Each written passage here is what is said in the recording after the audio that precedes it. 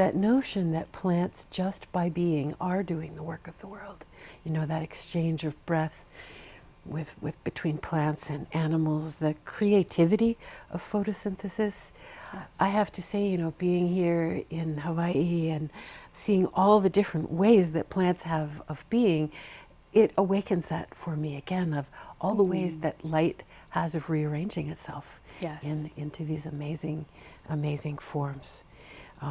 Yeah, it really is a great desire to be photosynthetic.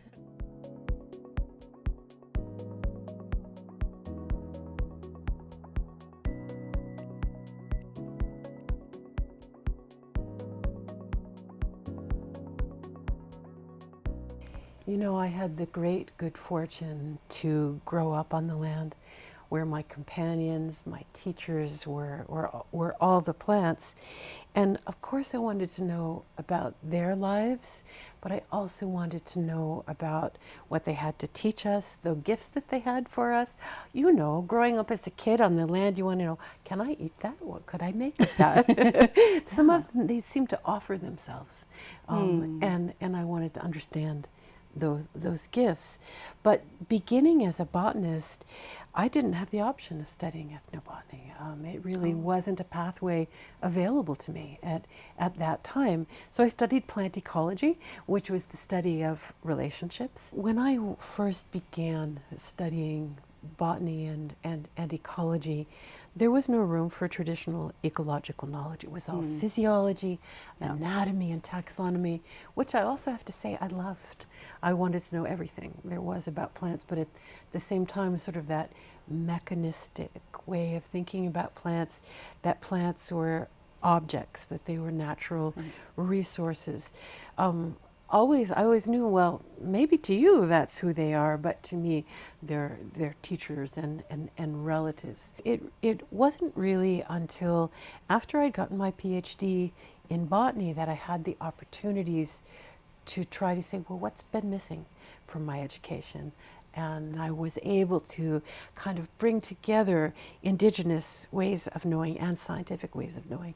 For me, that's when the ethnobotanical approach just blossomed, because then I could think about the relationships between plants and people and what they had to teach us. And where are the teachers who can help me? I got a phone call out of the blue from a Native colleague who said, you need to go to this gathering. And it was a gathering of all Indigenous plant knowledge holders. And we want you to be there. And I was told very plainly, we want you to sit in the back of the room, and you may not have a pencil, you may not record you, we just want you to come and listen. Wow. Wow, what a wonderful invitation. I want to do that. But it also came with this responsibility to listen in a certain way. Yeah.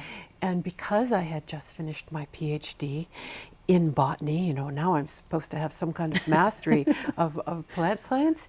And what a humbling experience to sit and listen to people's whose knowledge was so much deeper than mine, knowledge that you could kind of feel sort of the ripples of time that were in that knowledge, that they not only knew all about how the plant lived and its gifts and relationships, but they knew the creation stories for that plant. They knew the songs of those plants.